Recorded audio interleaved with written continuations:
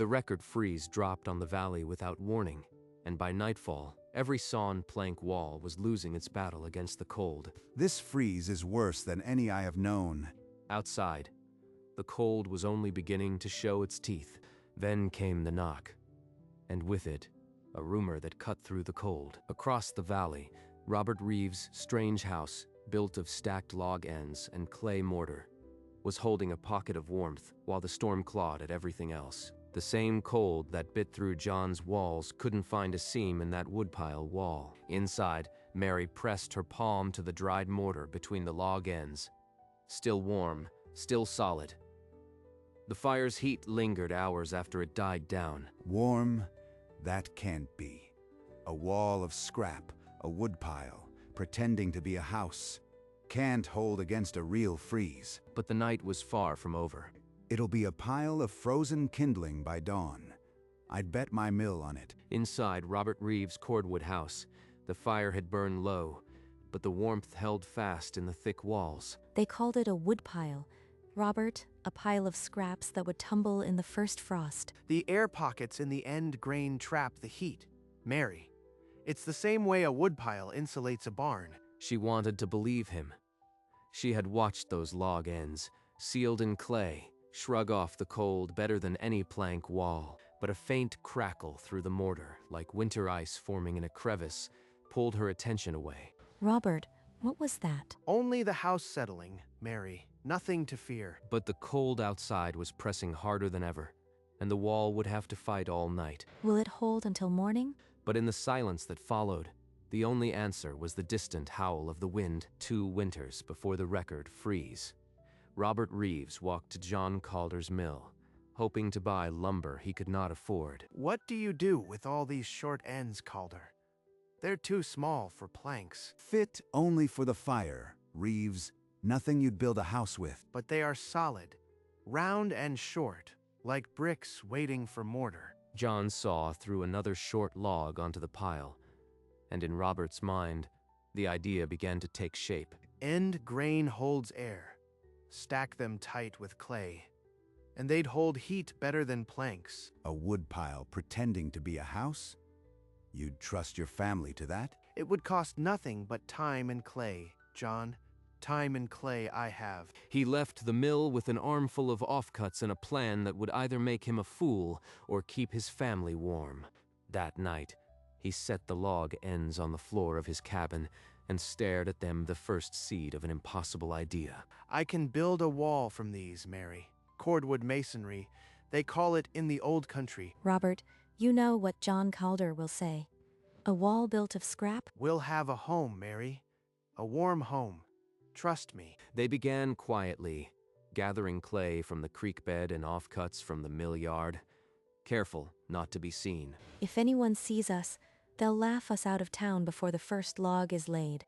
But John Calder had eyes at the mill, and soon enough, he came looking. Still playing with my scrap, Reeves, building your little woodpile palace? We'll see whose walls are standing after the first hard winter, John. But the mockery did not stop them. Each night, the pile of log ends grew behind their old cabin. Then we'd better not fail. They broke ground on the coldest morning of autumn, setting the first log ends into a bed of wet clay near the tree line. Press them tight, Mary. The mortar must fill every gap between the ends. This clay is freezing to my gloves. My hands are already raw. Those calluses are proof we're building something that will stand, Mary. By noon, only a single course of the wall was in place, barely a foot high. The pile of offcuts still seemed endless. At this rate, winter will be on us before the walls are high enough. And John Calder will be watching. We'll work until the light fails. Every log end gets us closer. But as the days passed, the wall grew in slow, stubborn inches. The pattern of circles in clay began to look like a wall. It looks like something that could keep out the cold. But will it hold? The first course was finished by the end of the week. But the hardest work, and the hardest work, and the hardest part to believe, still lay ahead. John Calder appeared at the edge of the building site on the third morning, watching with a sawyer's eye. I see. You've started your little woodpile, Reeves. How long before the whole thing slides apart? Mary's hands froze in the cold clay, and she lifted her gaze to John's face. Clay shrinks. Those log ends will shift. Your wall will crack like ice in spring. The clay we're using has sand mixed in, John. It won't shrink the way you think. But John only shook his head, as if explaining to a child. I've milled timber for 20 years. That wall of yours won't hold. It'll collapse before the first real freeze. When John finally walked away, Mary's question hung in the frozen air. Robert, what if he's right? I've never seen a wall built like this. He's never seen a wall built like this either, Mary. That's why he's afraid. That night, a cold snap seized the valley, the kind that kills men if the wind finds a crack inside the cordwood house. The fire had burned to embers, but the wall released its stored heat into the room like a slow breath. Robert, wake up. The wall. It's still warm. I pressed my hand to the mortar, and it's warm. It's one night, Mary. A real freeze lasts for weeks. Yet the joints were tight, the clay solid. No draft sneaked through. I saw it. Robert, the air pockets in the end grain, they trap the heat. It's real. When John Calder heard, he didn't even look up from his saw. A woodpile still holds heat. Let's see how it does when winter really bites. But the men at the mill exchanged glances. They'd felt the chill, and the rumor of warmth was spreading. Before sleep, Mary pressed her palm to the warm wall and smiled. A week later, a squall slammed the ridge. Rain mixed with sleet, and the mortar, still curing, began to wash in thin gray rivulets. The mortar. Robert, it's running like milk. Before Robert could answer, John's voice cut through the dripping silence. There it is. Your mortar is washing out. When the real freeze hits, the whole wall will split like a rotten log. He's going to be right. All this work, and we'll freeze anyway. It's surface wash, Mary. The deeper clay is still firm. We'll patch it and pack more sand. For 3 days, they worked in the gray light, pressing fresh mortar into every seam, while John's prediction hung like frost. You are just delaying the inevitable, Reeves. That wall will fail. When the last patch was done, Mary touched the new mortar, still damp under her fingers. What if the freeze finds a crack we missed? At the tavern, John Calder leaned over his mug and let the story pour out, how the rain had washed Reeves' woodpile palace loose. Told you that clay wouldn't hold. A good plank wall doesn't wash away in a squall. The men laughed, not nervously, but with the certainty of the winning side. At the general store, Mary felt the silence. Conversations dropped when she walked in. They think we're fools. A woodpile house that will collapse. They won't even sell me flour without a smirk. At the building site, Robert saw the looks, heard the whispers, but kept pressing log ends into clay without breaking pace. Let them laugh, Mary. Their words can't knock this wall down. Only weather can do that. The wall climbed higher each day, a stubborn patchwork of circles and mortar that refused to quit. But the silence from the town felt heavier than the clay in her hands. The wall was nearly finished, but in the valley, a lonelier cold was settling around them. The last log end was pressed into place as the first snow of the season began to fall. But the heavy overnight snow stressed the wall, and by the gray morning light a thin crack had opened in the mortar. Robert, a crack. After all that work, the mortar is splitting. It's small. We can pack it, but it will need watching through the winter. John Calder saw the crack before noon, and his grin widened like the fissure. That crack will widen. When the real freeze comes, the ice will split this wall like firewood. Robert said nothing, but spent the afternoon working fresh clay into the seam. He's so sure. But I've felt this wall hold warmth. Maybe a crack isn't the end. That night, word spread. The coldest freeze on record was driving down from the north. Robert and Mary checked every seam by lamplight, knowing the wall's true test was hours away. While Robert slept, Mary crept to the wall. She held a small glass thermometer against the mortar and watched the needle climb. Warmer than the air. warmer than any plank wall I've ever touched. She pressed the same instrument against the old plank shed. The reading barely lifted above the icy floor. The air pockets in the end grain. Robert was right. They trap the heat. For the first time, I understand. This wall isn't a gamble. It's a weapon against the cold. She sat beside the wall for a long while, the thermometer still in her hand, but she did not wake Robert. If I tell him now, he'll hope too much. And if the crack gives way, that hope will break him. I'll keep this quiet. I'll hold it for him until the freeze is over. She looked at the patched crack and saw not a flaw, but a scar that would hold. Outside, the wind began to rise. The freeze was at the door, at the tavern. John Calder was holding court again, his voice carrying across the room when Robert walked in. There he is. Reeves, I'll wager a month's wages your woodpile won't last this freeze. The tavern fell silent. All eyes turned to Robert. You are that certain, Calder. Enough to stake a month's pay. I've milled timber 20 years. That wall will split like rotten staves. A month's pay says it won't survive the spring. Robert set his empty hands on the table. The room held its breath. I'll take that wager. My wall against your money. The freeze will decide. A murmur rippled through the men. No one had expected him to accept. Then it's settled. When your wall crumbles, don't come begging for work at my mill. Word of the bet spread faster than the frost on the windows. By nightfall, the valley was waiting. The morning arrived without birdsong. The sky flattened like a lid of hammered iron, and the air grew so still that every breath felt stolen. This is the cold I've been waiting for. Reeves' wall won't last 3 nights. Outside the cordwood house, Robert and Mary moved quietly, sealing every chink and piling extra fuel near the door. The sky looks sick, Robert, like it's holding its breath. So are we. But the wall is ready. We've done all we can. Let the others worry. My plank walls have held for a decade. At the town notice board, a crier hammered a fresh warning. Record freeze. Seek shelter before nightfall. When this is over, Reeves will be a broken man, and I'll have his horse. Please, let it be enough. As the last light failed, the cold dropped like a stone, and the valley held its breath. The wind found every seam in John Calder's plank walls, slicing through the chinks like a cold knife. The rags aren't holding. Every seam is a sieve for the cold. Outside, the temperature dropped further, and with a sharp crack, one of the outer planks in John's wall split open. Across the clearing, in the cordwood house, Robert and Mary sat by the fire, the thick walls muffling the storm. Did you hear that?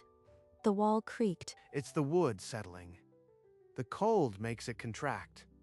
That's normal. But the hairline crack in the mortar had widened a fraction, and a thin stream of frost was forming along its edge. Robert, if that crack gives way, we'll be as cold as John Calder. She's right, but if I show fear, she'll panic. The mortar must hold. As the night thickened, John Calder's house began to betray the truth he'd been denying. His walls were not enough. A rifle crack tore through John Calder's house as another plank split from the cold. Ice crystallized along the inner wall like a spreading frost map. No, the wall is going. Across the clearing, Mary raised a lantern and saw the hairline crack in their mortar, now wide enough to see daylight or a sliver of icy air that would rob their heat. Robert, it's worse. The crack has opened. I can feel the cold pouring through. We'll pack it now. Fetch the clay and the lamp. He worked without gloves, the leather too stiff, and his fingers turned white as he forced clay into the wound. Mary held the light steady, her hands shaking. Your hands will freeze, Robert. Better my hands than our lives. Hold the light steady. At last, the seam was closed. The wet clay steamed in the cold, but the draft had stopped. It's done. But the cold isn't finished. We'll know by morning if it held. The deepest cold before dawn gripped the valley like a vice, and in John Calder's house, another plank groaned under the strain. Then, a pistol crack split the air. The wood splintered inward, and a river of freezing wind poured through the gap like water through a broken dam. The house is coming apart. I can't stop it. I can't see straight in this cold. He stumbled to the wall, stuffing rags into the gap. The wind tore them away before they settled, and John fell to his knees. Across the clearing, Robert pressed his palm against the patched seam. The clay was cold to the touch, but the wall still radiated a deep, stubborn warmth. Is it holding, Robert? Truly holding? The mortar's set. The air inside the wall is warm. It's holding, Mary. We're going to be all right. He was right. That scrap wood pile is warmer than my milled planks, and my house is a sieve. The first gray light of dawn seeped through the frost-encrusted windows.